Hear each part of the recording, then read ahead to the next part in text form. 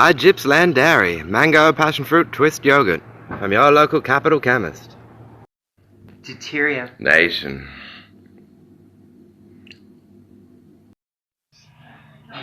Fellow citizens, don't watch that frickin' YouTube website series, Deterioration. You can see when he does get out there, he's got all the skills. He's strong ball carrying, he's got a good offload. Some douchebag Luke made it. I hardly know him. And it's never fun watching, but when you've got such good depth, it gives other guys opportunities. Why, thank you, Matthew. Obviously Pete Summer as well. So it's something that we're trying to. I know you interview me about. I'm rambling about. Can you say watch Luke Banton on YouTube? Watch Luke Banton on YouTube. Thanks, Max. Yeah, you're welcome. Bye. Luke Banton's Deterioration. Ruined my life.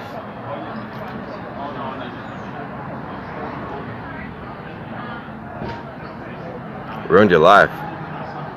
Can't watch it ever again. What's wrong with it? I don't know. Beyond all recognition. Fucked up. It's fucked up beyond all recognition. It's just really bad. My website series is Fubar. That's it. That's what it means. That's the initialism. Fubar.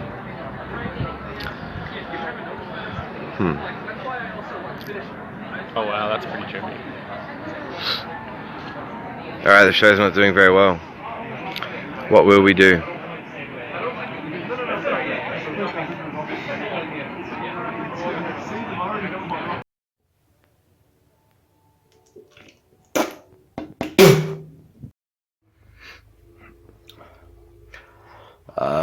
This is sort of like a personal diary that I think I will share on the websites because the topic is a serious one. Throughout my life, I have met a lot of shady characters, but I don't think everyone's shady, obviously, and that's why I have about 300 friends at the moment, not Facebook. And then more in person.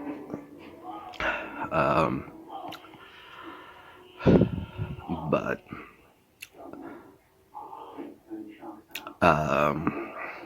the time came for what those who have always been close and entrusted friends would pause for a minute and think about if I were to use the expression my attack.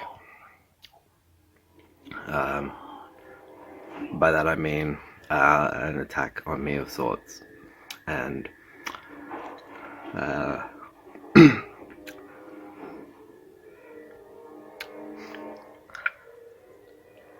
not everyone listened, but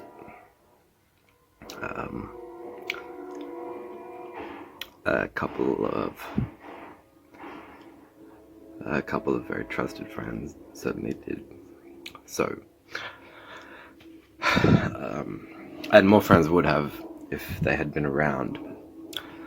But it's very important for me to say this at this point in time, because I don't think anyone has really thought of me coming out and naming a truly dangerous or more than one of a very type of dangerous person and people before, but I would name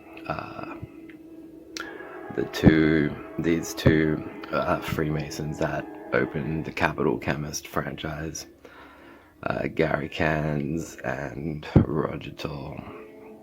And I left the church and quit being a Christian, and that is not because of the issues I had with the man who owned and ran the youth group. There's always the side story about how I confront him with questions, and he preferred to call me satanic at the time.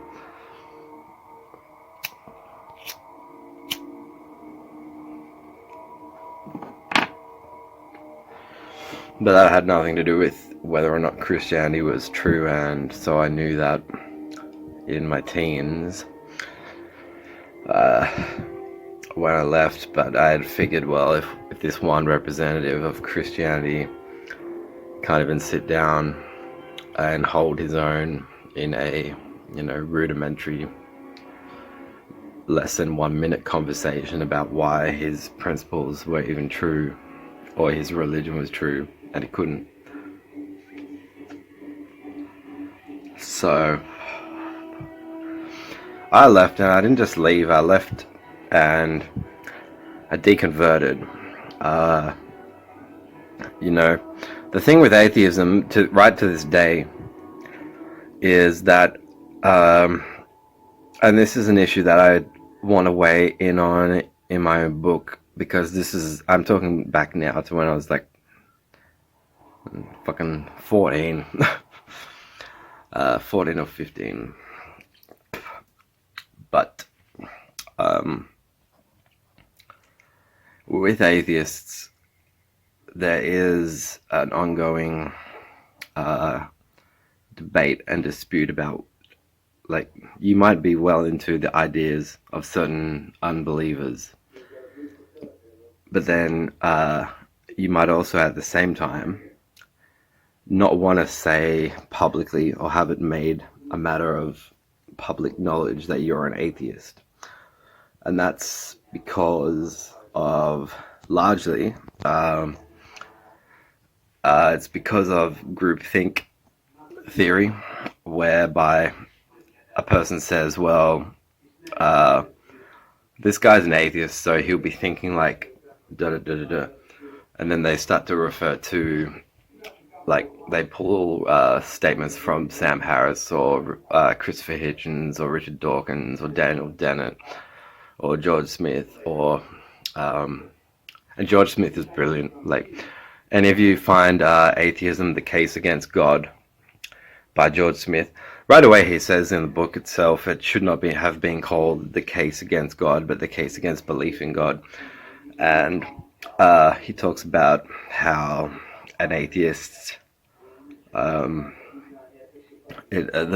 definition of atheism comes from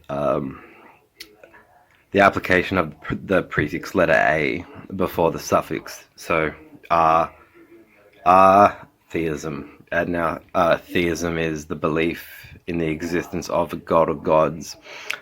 So you have polytheism, which is the belief in more than one god. You have all these other kinds of theism. The word theos, it traces, I think, etymologically back to, refers to the gods. And so with words like atypical, Luke, you don't typically wear your makeup this way. That would be one way you could use the word atypical. The prefix a means without, and the suffix typical, so without type. Luke, you're behaving atypically today. That just means your behavior is lacking without the typology that this bunch of people is used to. Or you have asexual plant reproduction. So in that case, the prefix a and the suffix sexual would be without sexuality. So, not, as opposed to against, because what what like religious people like to say is, you're not religious because you hate God, and that really misses the point, because if a God really existed, and we could not deny that, then we would even suffer and struggle in our relevant circumstances, because we wouldn't be able to deny that that a god or gods existed.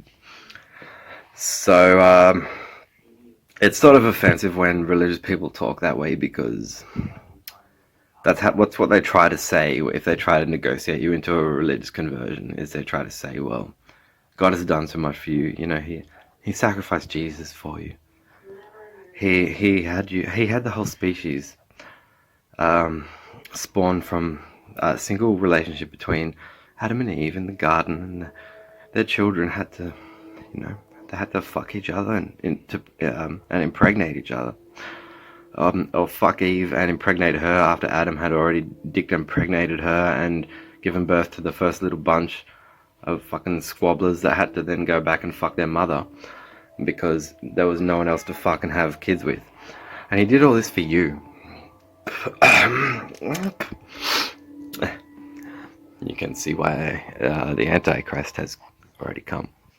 But anyway, so then they'll say, well, why are you against a God that loves you so much?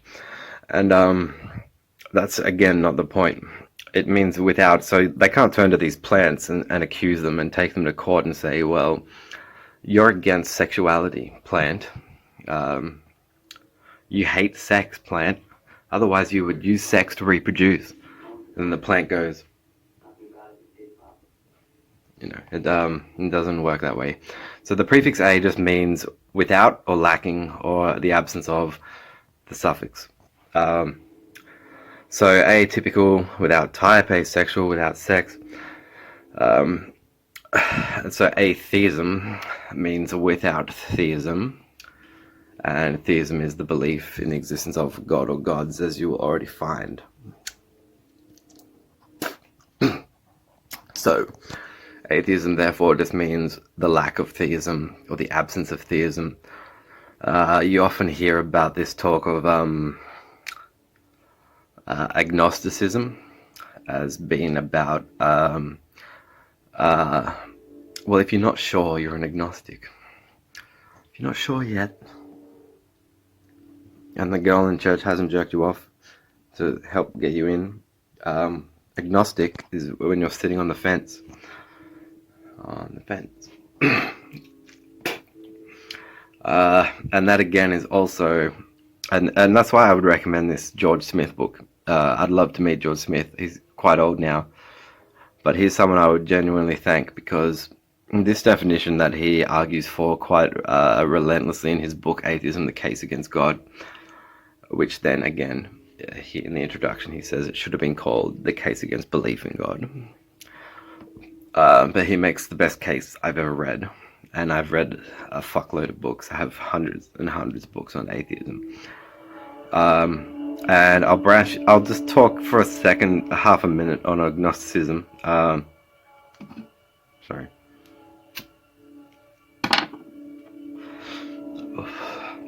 You gotta be careful with dichotomies. I hate them, and I really hate them because I have been told it's got to be this or this, and there are times in life when it's one way or the other, and you have to make a choice. So, but then there's also people taking dichotomies, and saying stupid shit and asking stupid questions, and going like, well, there's only two colors, red or blue, and then it turned out the person who asked you that question got ass fucked by a policeman the night before. There's only two colours. Red or blue. So that's a false dichotomy. If you're asked, it's a false either or. Like you're either this or you're that. But George Smith argues in his book that essentially, at least the strong implication I got from the book,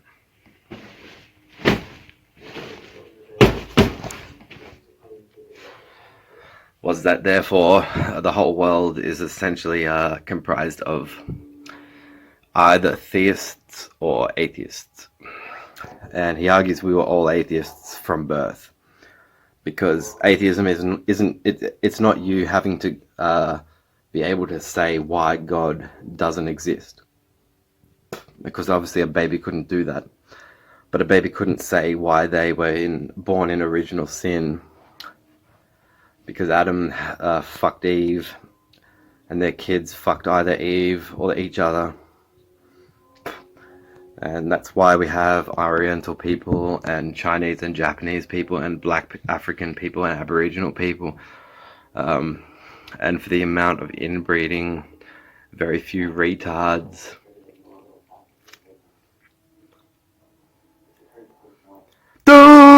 Anyway, sorry, that's how Capital Chemist used to get me to talk at the staff meetings. So, yeah, he says the world is there's a philosophical divide where you're either a theist, who will then assert and be able to try to argue for how and why they think or know or believe that one or more gods exist.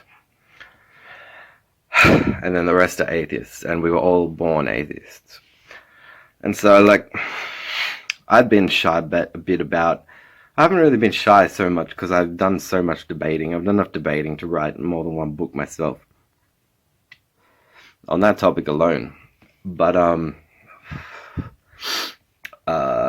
it's because of this ongoing stringent thing that there is about atheism.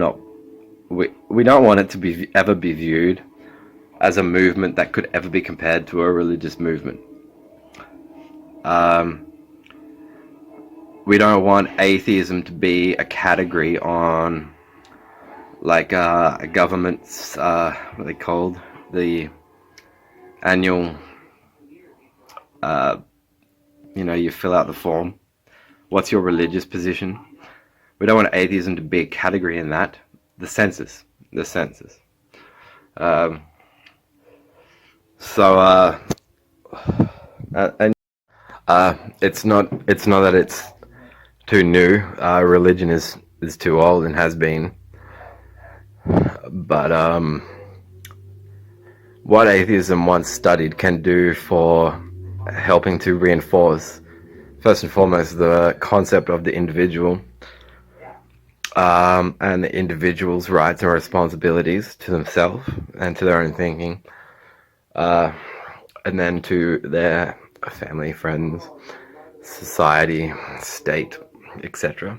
It all moves out from the concept of the original, and since that's where it starts, there's got to be some sort of carefulness about how godlessness is formally viewed by a state, I think, because it's not right to say, like, they could say, "Oh, Luke, you're an atheist, so here's this statement from Sam Harris, who thinks that murderers are all the result of bad genes.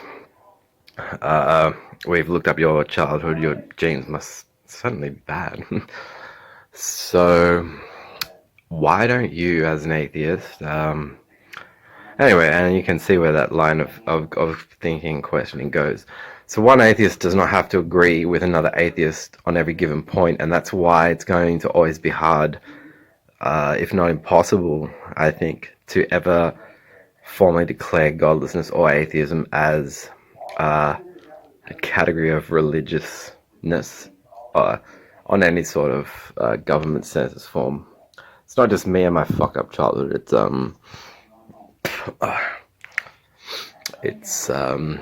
It is the principle. And I was talking to a friend earlier this morning, Gus, who I've included my interview with him, which was his thoughts on Stoicism. One impressive thing about ancient Greek culture is that they, 2,000 years ago, which is the most that you will hear Christians say about how proud they are of their Bible and their scriptures, because they came from these scrolls that were assembled 2,000 years ago. And I will say that at the outstretch. Hey, I'm not going to name these girls because they're shy and now they're very womanly. But on my 21st,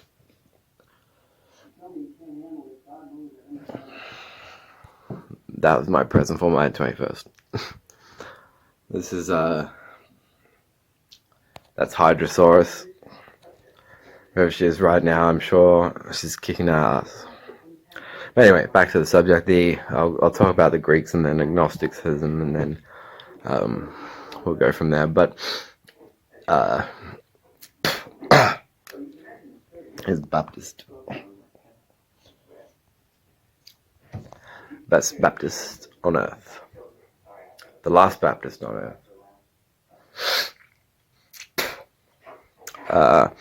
So these ancient Greeks had like Epicurus.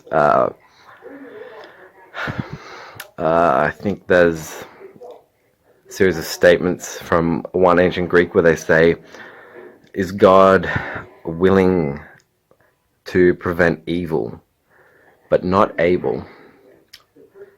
Then he is impotent."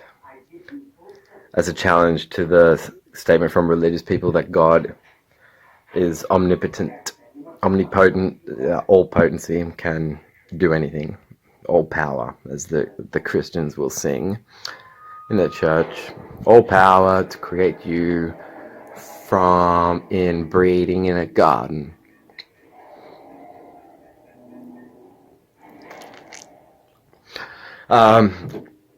Yeah, so is God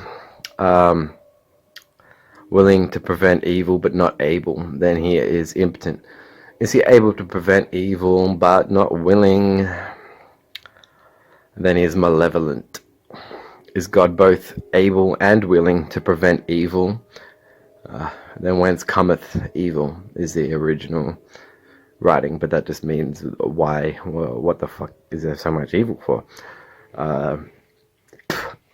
Is he neither able nor willing to prevent evil? Then why call him God? And anyway, so the ancient Greeks had worked that out about 2 millennia ago.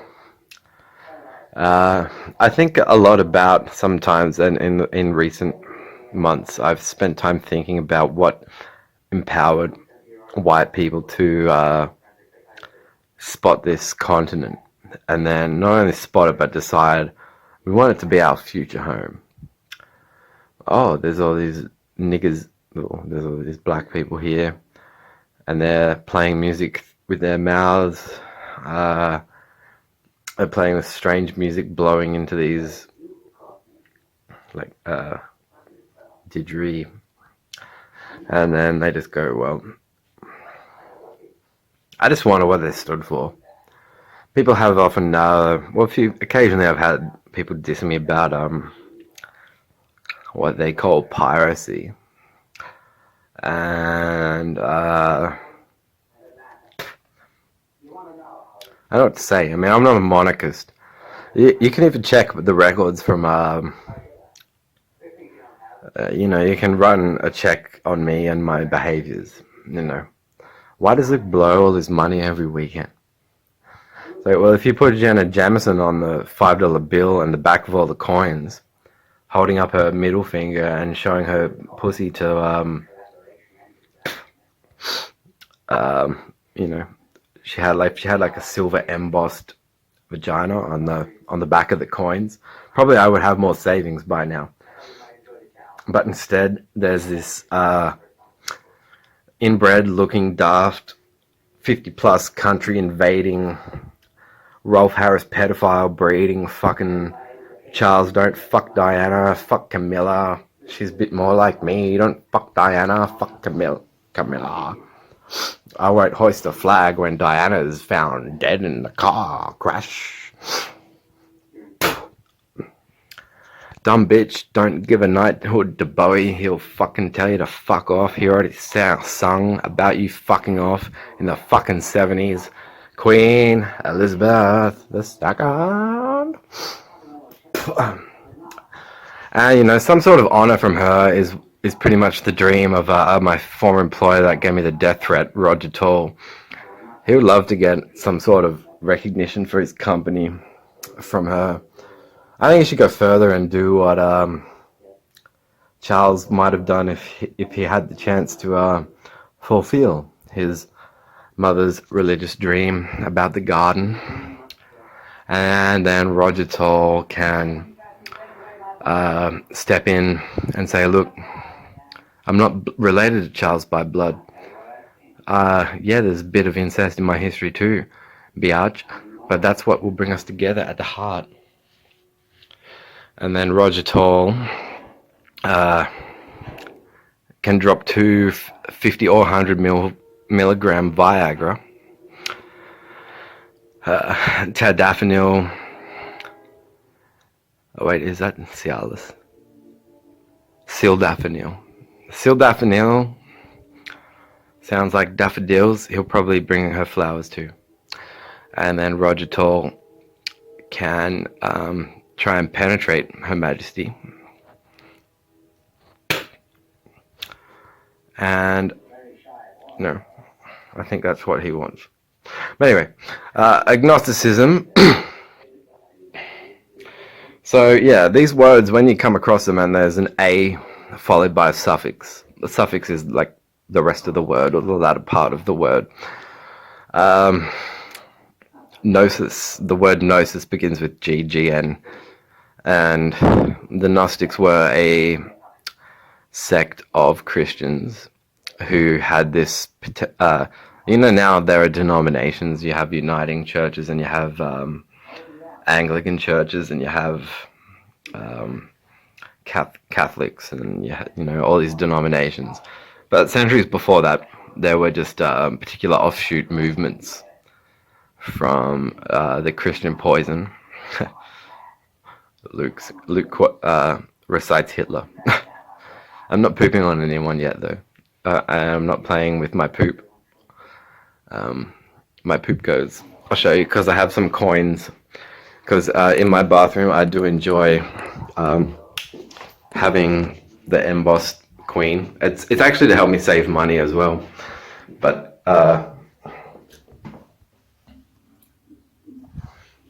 there's a bunch of coins in the base of the toilet bowl, so that when I shit and piss, I can not think of Queen Elizabeth, because I would die for Queen and country.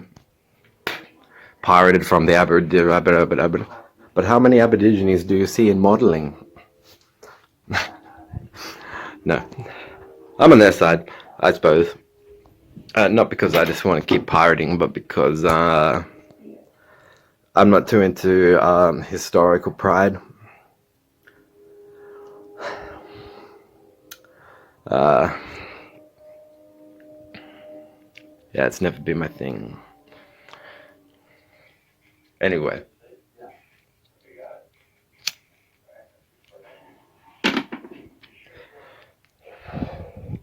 So the Gnostics were a sect of Christians who claimed that it was possible to have complete knowledge and perfect knowledge, that not only that the Christian God existed, but that the Christian religion was true.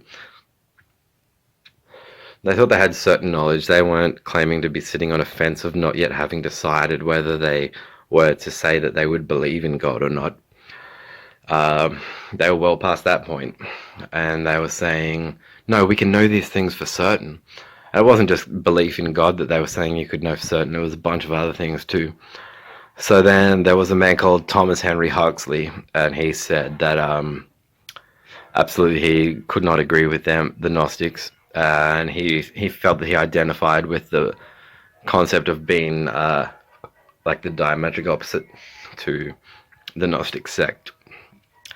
So he took the prefix A and applied it to Gnostic, or gnosis, diagnosis. That's that same suffix. So he made the word agnostic, which meant without certainty. Just like without theism is atheism, and without sexual is plants fucking, or plants having other plants. And it didn't mean I'm not sure yet if I believe or not. It meant we cannot know. So, in fact, you could be a theist and still be an agnostic as well. You could say, well, we can never know. It's impossible. It's absolutely impossible to know if a god or gods exist. But I choose to believe anyway, and that would be an example of the basic credo of an agnostic theist. And then you could also be an agnostic atheist and say, well, we can never know if a god or God. And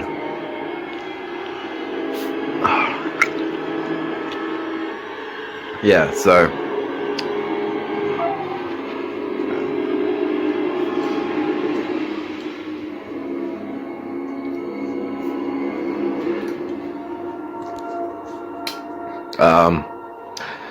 yeah, so with eccentricity and eccentrics, I will say I was lucky enough.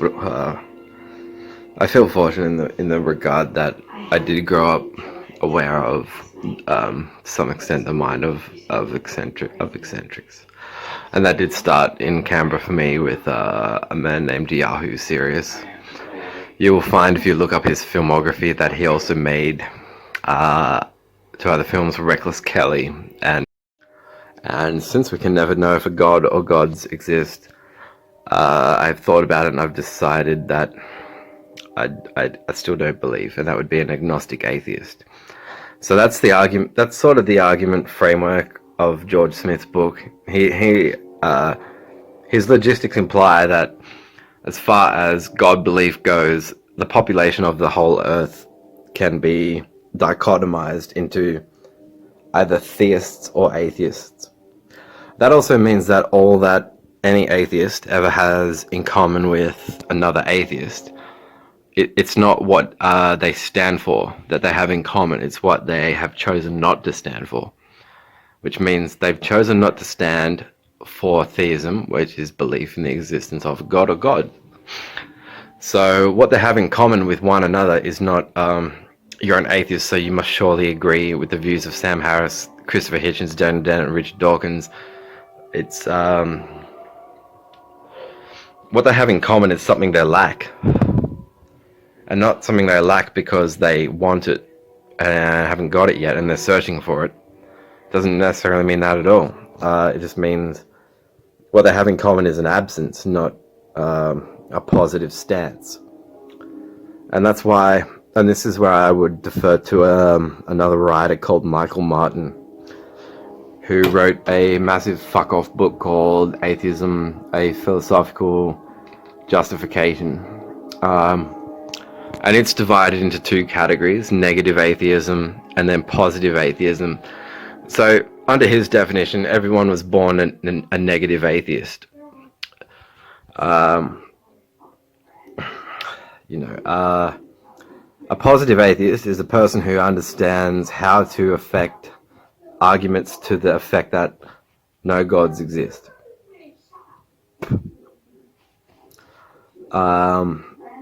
That's positive atheism. Negative atheism is you've got Christians, you've got Muslims, you've got Freemasons, you've got Hindus, you've got all these other, you've got Jehovah's Witnesses or Mormons trying to tell you that God loves you and God exists. And so you hear out their arguments and then you challenge them and you respond, and they don't know how to respond back. So you may not even mean to falsify them, but essentially they just lobby arguments at you for why you should believe.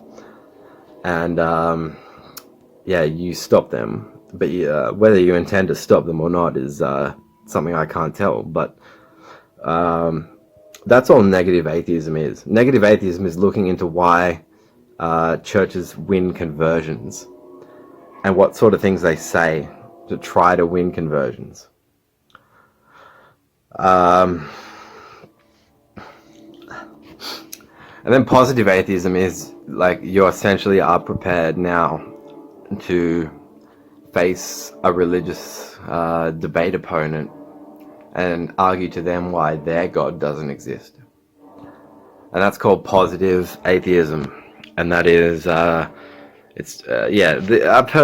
had people go, oh, so if you're a negative atheist, were you like sexually, like negative means, I'm so down.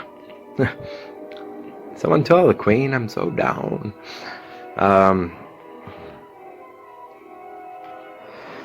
it's not negative and positive in the sense of mood swings. It's negative and positive in the sense of a fucking battery. To You from Morpheus, played by Lawrence Fishburne in the Matrix meeting.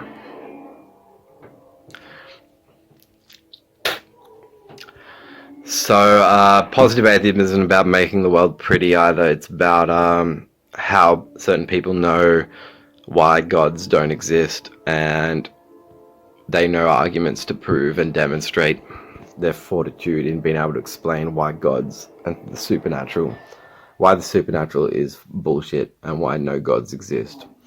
And that's positive atheism. So this guy, Michael Martin, makes this book called Atheism: A Philosophical Justification, and it's divided into those two categories, negative and positive atheism.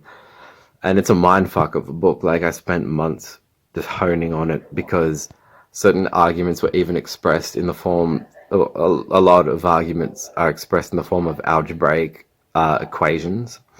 If you can remember doing algebra in math class in high school or college, it's a bit like that. Because he evaluates pretty much every formulaic argument that theists will lay down, like the creation argument,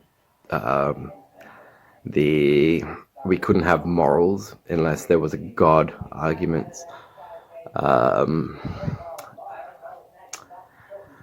me think.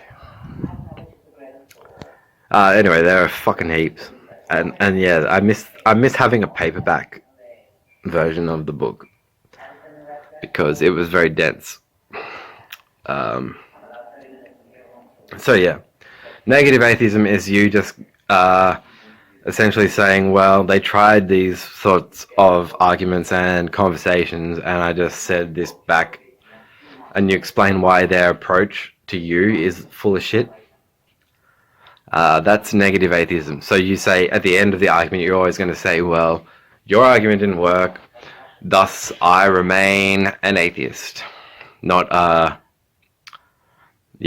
became anything more because I let this Christian try to convert me. Negative atheism is not about saying anything idealistic or having anything to assert. Even it's just the absence of theism, and then what people are trying to do to destroy the absence of theism. Positive atheism is you being informed enough to know how to destroy the religion of another, and or potentially so I would not recommend. What can I say about positive atheism?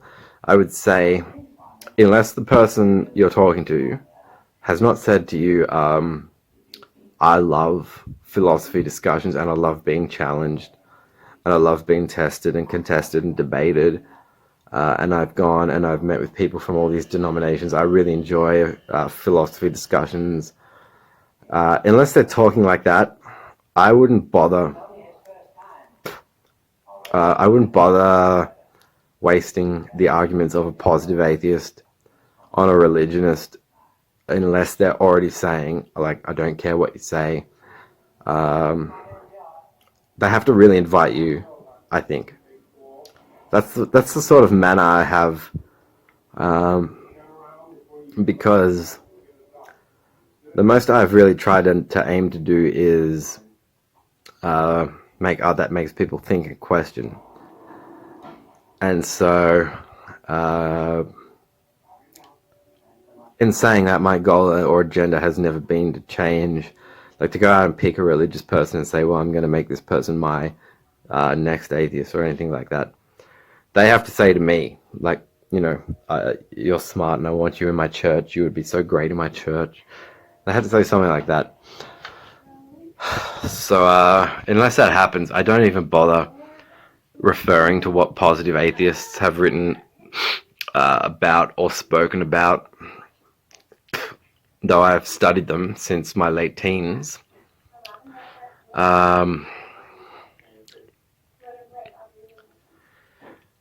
Yeah. I often, most of the time, and you'll find this goes on, but you have to be dealing with like a head honcho a really hardcore activist for a particular religious movement, in order to ever waver from just giving recourse to the defensive standbacks of the negative atheists' argumentative responses that have been documented already. And you'll find those responses just, they're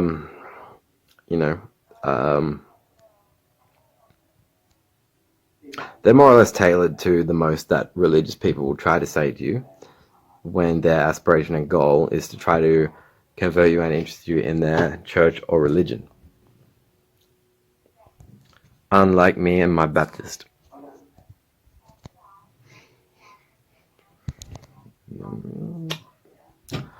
So, but the Stoics, so this is why I will now roll back to the Stoics.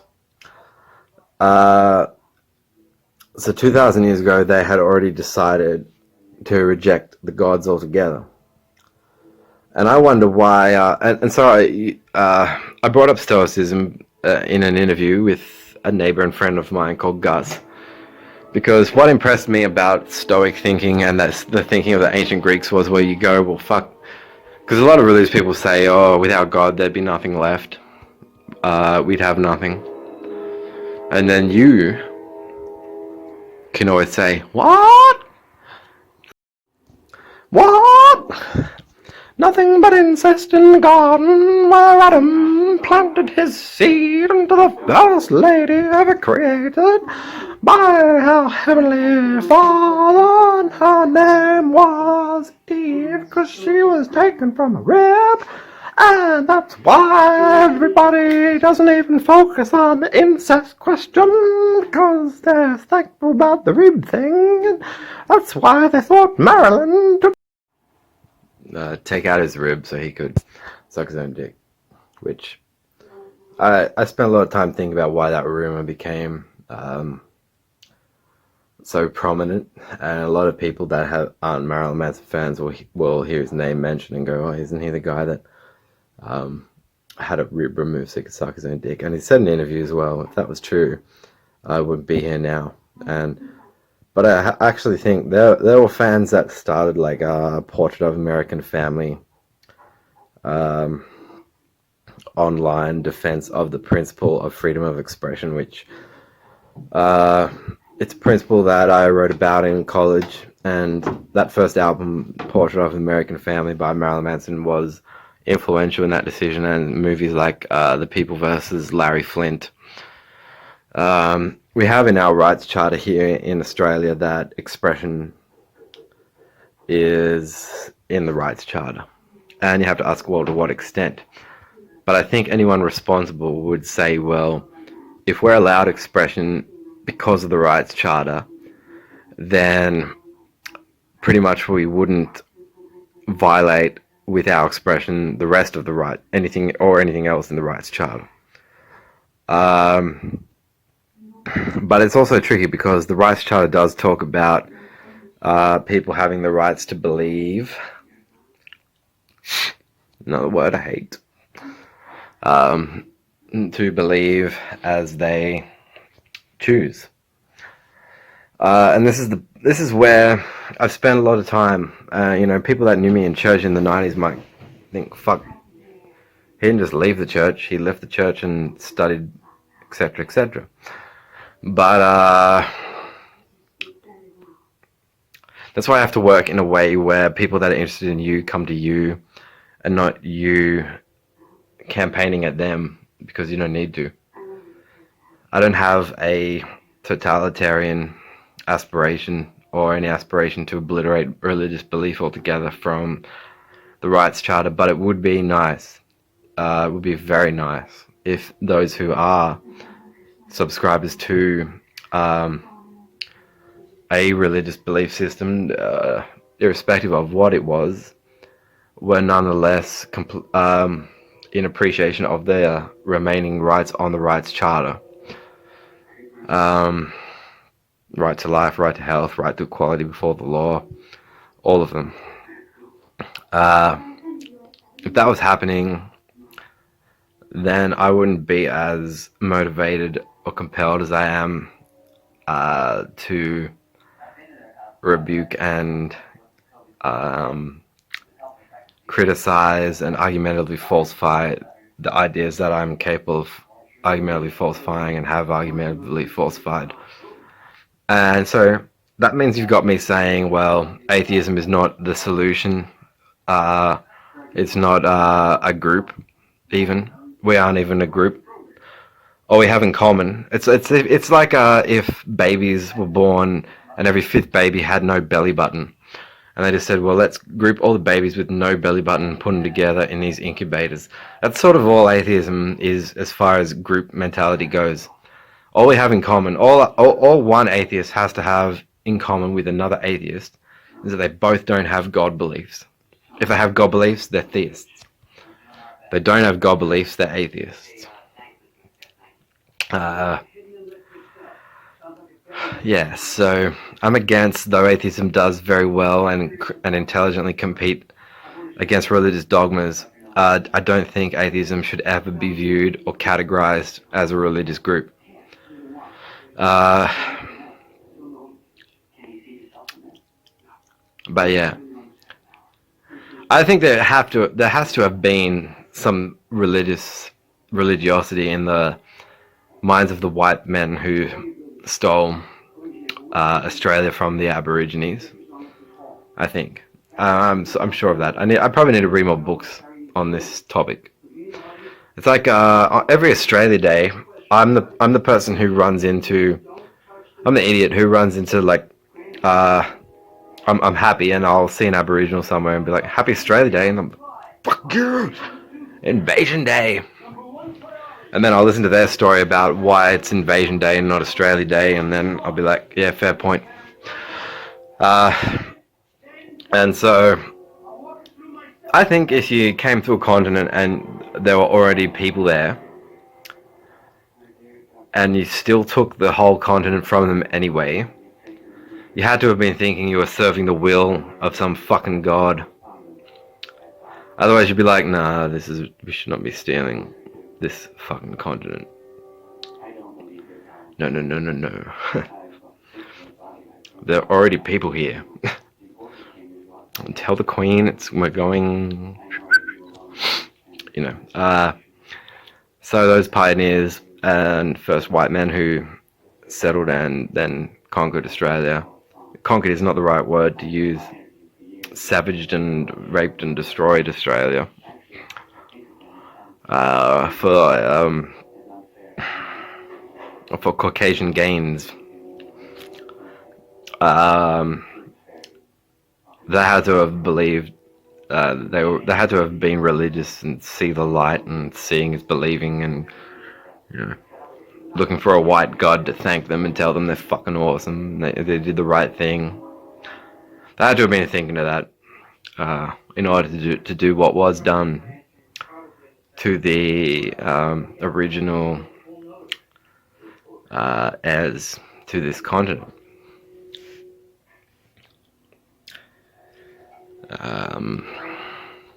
So for those of you who are obsessed with history, there's something to think about. And so I'm just going to say, if anyone can anonymously, through their peers and network of ninjas, approach me and greet me outside of this unit on the matter of the cocaine for this nostril. Nasal cyst going.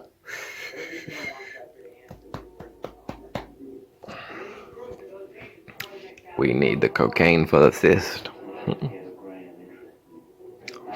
Yeah, so the movie Young Einstein, that was Yahoo Serious's first film, and I warmed up to him as a 4-year-old kid. I thought he was brilliant. I can remember being still too young, when you're that age where you're carried by a grandparent or parent. I remember being taken to watch Young Einstein in a theater. I think it could be my earliest memory of seeing a film in a cinematic theater. was Young Einstein.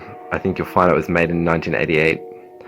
But I remember being glued to it, and I studied for a while the character of Yahoo Serious, and he identified with the term eccentric. And as the years passed, and I passed kindergarten, I always loved Young Einstein, and then the films that followed, which were Reckless Kelly and Mr. Accident. Mr. Accident, I think, was more stunts, and I think he'd been too long in America. I used to say that to myself. You're gonna say, well, what fucking movie could you make? Back to me, then you'll win that argument. But that doesn't mean I'll start believing in your God. But Yahoo Serious is someone who I would love to meet in person, because if I could, I would say thank you to him.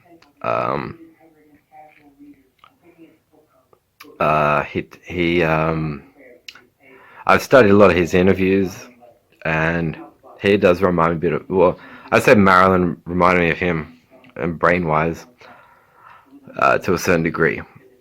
It was Yahoo Serious who, I even noticed that link because Yahoo and Serious is his art name, actor's name, or director, or main actor, director, producer.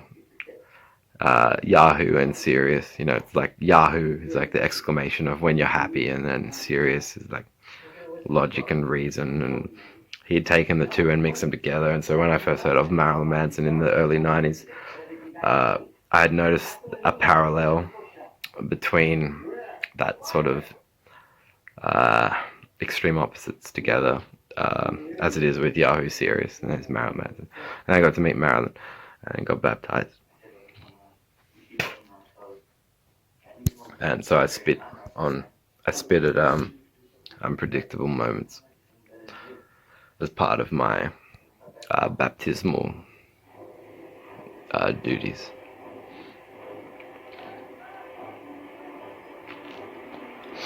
Anyway, so that has been my presentation on atheism, agnosticism, theism, and the Queen,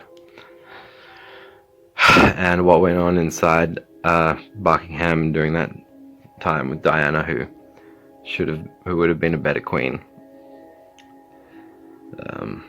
I think, given the sort of work that she was interested in. Anyway.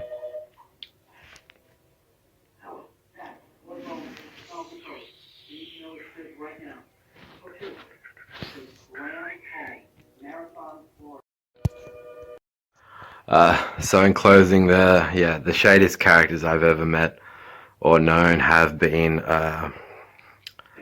these two businessmen, Gary Cairns and Roger Toll. And I happened to learn a number of things throughout my career, and they even wanted me to join them on their cause, but they knew I had issues with Christian belief, God belief in general. And while they didn't weigh in and talk much on the topic of accepting me, though having rejected God belief, they had, well, at least one of them had disclosed themselves as a Freemason. I paid attention to the way they thought they were training me and cautioning me and, correct me and put me in shape for work in their chemist franchise. But then I worked out that the issues that they had about me were all boiled down to whether or not I would infringe another person's rights because of the influence of art on my mind. Despite my grades and qualifications in multimedia and art in high school and college, as well as my philosophical convictions about individuality, they yet still had these concerns. So learning they were a pair of Freemasons, and now I have e-books about Freemasonry, and I think it's fucking gay. And then now they're trying to profile me as someone who is essentially brain damaged because of art. They're Freemasons who, at the Capital Chemists conference in Yeah, the end to this is pretty much just me saying that two most dangerous minds I've ever come across thus far in life would be Gary Cans and Roger Toll of the Capital Chemist franchise.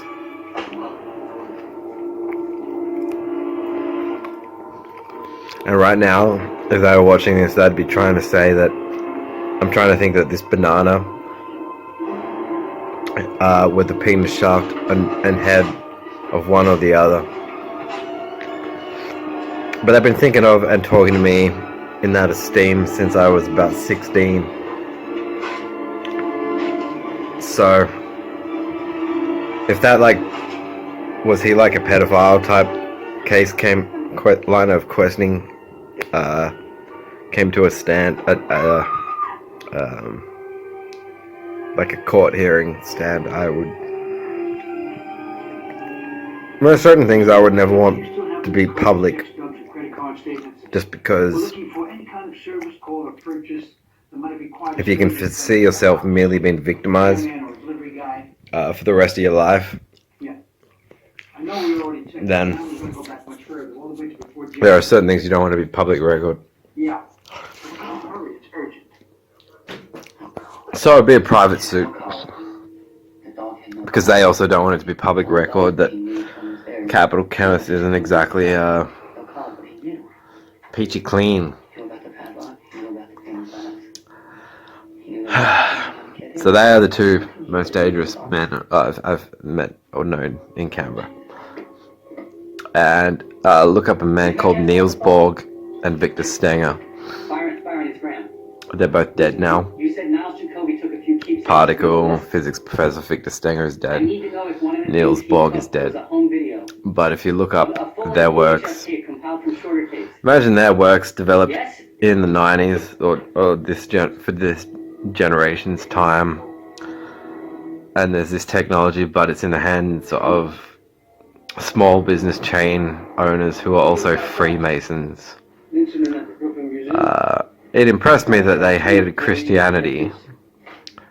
It did not impress me that they're theistic and right-wing, full of shit. I think secrecy is a problem if you want to think of yourself as a part of a philosophical movement that cares about truthfulness, because if you do, you'll always peg your philosophical principles out into public view for debate and scrutiny. The Freemasons don't do that. So, yeah, that's an interesting thing about them. It's like that Simpsons episode with the stonecutters, but much more ruthless, and someone dies and the citizenry will say it was this or that, say they sacrificed themselves, or say that it just wasn't our medicines.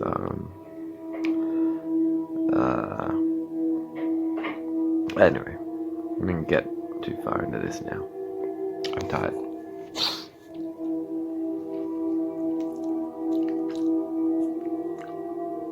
I've had too many death threats. Come back through the webisodes.